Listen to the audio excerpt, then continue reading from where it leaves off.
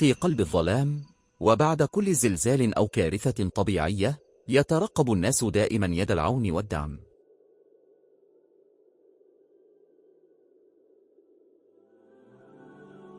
ففي اللحظة التي تهتز فيها الأرض وتنهار البيوت وتدفن الأرواح تحت الركام، يظهر أحد أبسط احتياجات الإنسان، وهو المساعدات الإنسانية، لكنها غالبا ما تصل ناقصة وأحيانا تظل رهينة التمييز والسياسات العالمية.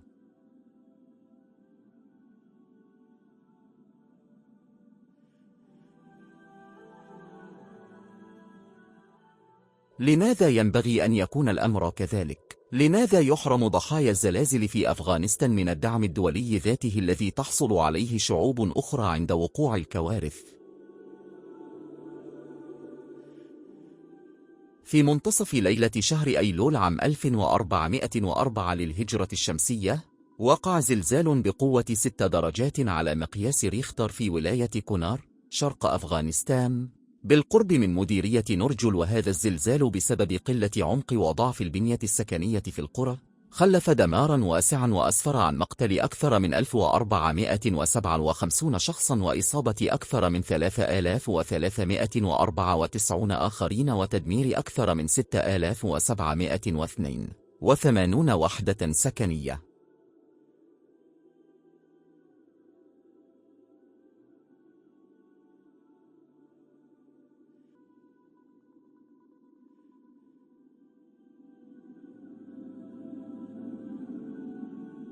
أمي قد توفيت، وكذلك 2 من أخواتي. لدينا 4 جرحى. كان هناك صوت تشقق مفاجئ، فقدت توازني، وكان أبناء إخوتي من بين الضحايا. في المجموع 10 أشخاص من عائلتي لقوا حتفهم. كما رأيتم بأم أعينكم أنه لم يسلم أي بيت من الأضرار. كل المنازل والجدران والأسقف لحقت بها خسائر. جميع البيوت والجدران انهارت.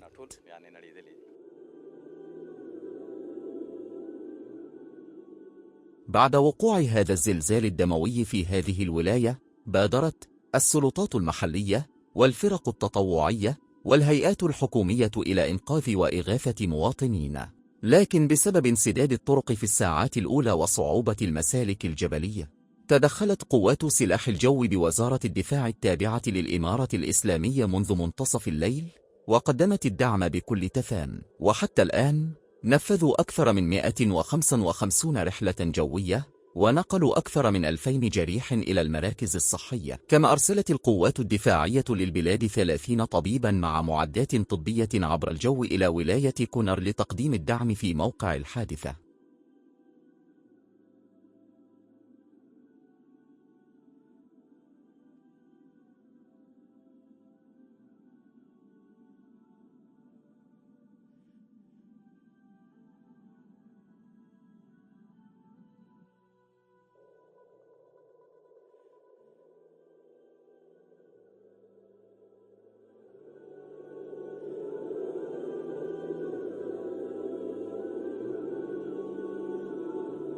قامت وزارات الداخلية والدفاع والصحة العامة إلى جانب ولاة الولايات المذكورة ورؤساء إدارة المكافحة الكوارث والإدارة العامة للهلال الأحمر والإدارات في الولايات ومسؤولين آخرين ذوي صلة باتخاذ الإجراءات اللازمة. شملت هذه الإجراءات انتشال الشهداء ونقل الجرحى وتقديم المساعدات الطبية والغذائية الأولية وتوفير الوسائل الأخرى. ومن أبرز التحديات التي واجهت عمليات الإنقاذ هي صعوبة الوصول إلى المنطقة المنكوبة بسبب انسداد الطرق، فلذلك تم استخدام المروحيات أكثر، وقد ساعد ذلك بحمد الله على نقل الجرحى في الوقت المناسب. ولا تزال عمليات الإنقاذ متواصلة في تلك المناطق، مع استمرار دعم الإدارات المحلية لتسهيل عملية نقل المصابين وتقديم الخدمات الصحية. هذا الزلزال العنيف أدى إلى انهيار مئات المنازل في قرى مديرية نورجل، منطقة شوكي، وغيرها من مناطق كونر. ولهذا الغرض أنشأت حكومة الإمارة الإسلامية في أفغانستان لجانا خاصة للإغاثة والإدارة المنظمة، وخصصت 100 مليون أفغاني، ما يعادل 1.5 مليون دولار أمريكي، لدعم المتضررين من الزلزال، داعية جميع المواطنين والهيئات الوطنية والدولية للتعاون في مواجهة هذه الكارثة.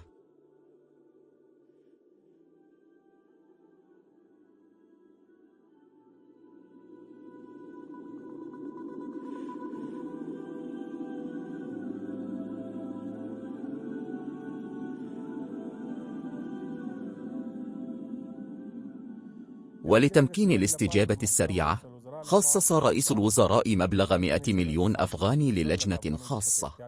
وقد كلفت هذه اللجنة باستخدام فرق الإنقاذ والصحة، وتوزيع الملابس والمواد الغذائية، واتخاذ مزيد من الخطوات لنقل الشهداء والمصابين. وفي البداية جرى تقييم الميزانية المطلوبة، وأعلن مكتب رئيس الوزراء عن استعداده الكامل لتوفير التمويل اللازم. وبناء على ذلك تم توجيه الفرق لمواصلة عملياتها في إنقاذ وخدمة المتضررين.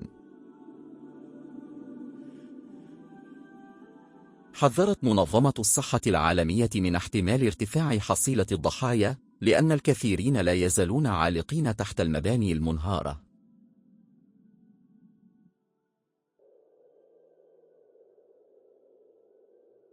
كما ذكر مكتب تنسيق الشؤون الإنسانية التابع للأمم المتحدة أن الأولويات العاجلة في المناطق المتضررة من الزلزال تتمثل في المأوى الطارئ والمواد غير الغذائية، والمعدات الطبية الأساسية، ومياه الشرب، والمساعدات الغذائية العاجلة، والمنشآت الصحية المؤقتة.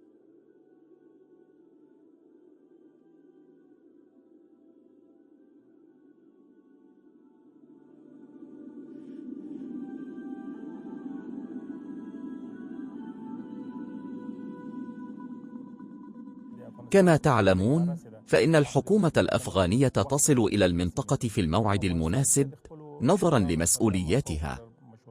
ومع ذلك يتعين على المنظمات غير الحكومية الحصول على إذن أو التشاور مع الجهات المانحة لتحديد حدود المساعدات قبل أن تبدأ عملها، وهذا يستغرق وقتاً. لقد وصلت فرقنا إلى المنطقة، وتقدم المساعدات الطبية والإنسانية من قبل جمعية الهلال الأحمر. كل إنسان في أي مكان من العالم، بغض النظر عن جنسيته أو عرقه أو قوميته، يستحق الحصول على المساعدات الإنسانية. هذه المبادئ منصوص عليها في اتفاقيات جنيف والإعلان العالمي لحقوق الإنسان. ووفقا لهذه المبادئ، لا يجوز أن يكون هناك أي تمييز أثناء الأزمات، وعلى كل إنسان أن يحصل على حقوقه الأساسية دون النظر إلى قوميته أو عرقيته.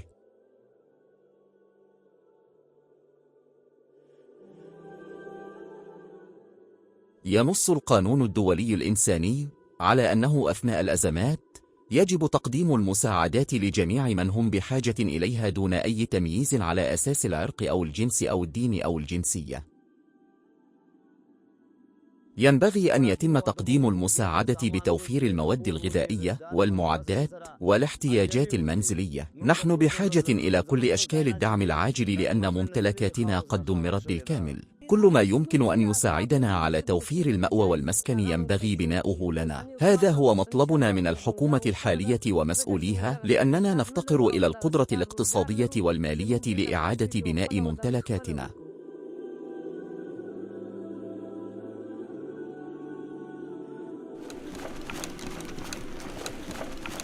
وفي هذا السياق، تعتبر أفغانستان التي عانت لسنوات طويلة من الحروب والأزمات جديرة بالحصول على الدعم الإنساني ذاته الذي تحصل عليه أي دولة أخرى عند تعرضها لكوارث طبيعية.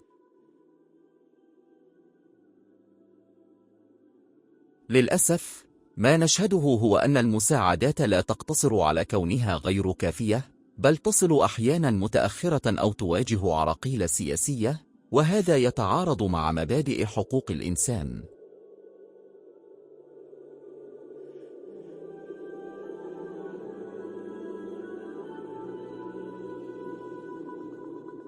إن التضامن الإنساني يجب أن يتجاوز الحدود والسياسات. ففي عالم اليوم الذي أصبح واضحاً أنه أشبه بقرية عالمية، لا يمكن النظر إلى الأزمات الإنسانية من زاوية الحدود السياسية والجغرافية فقط. فضحايا الزلزال في أفغانستان كما في أي مكان آخر في العالم يستحقون أن يكونوا في صدارة الأولويات، وينبغي للمنظمات الإنسانية أن تتحرك دون أي اعتبار سياسي وبأسرع وقت ممكن لإنقاذهم.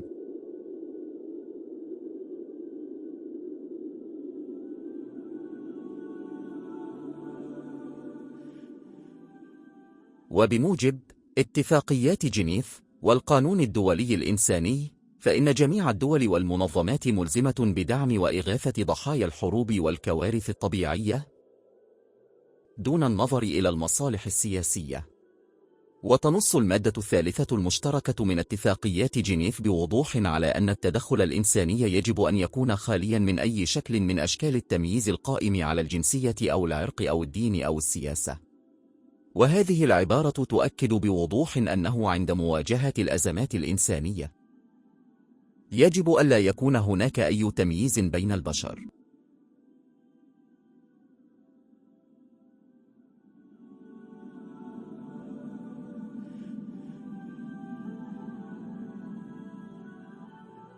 وربما قد حان الوقت ليصل صوت ضحايا الزلازل في أفغانستان إلى أسماع العالم، وليتذكر الجميع أن الإنسانية لا يجب أن تقيد أبدا بالحدود.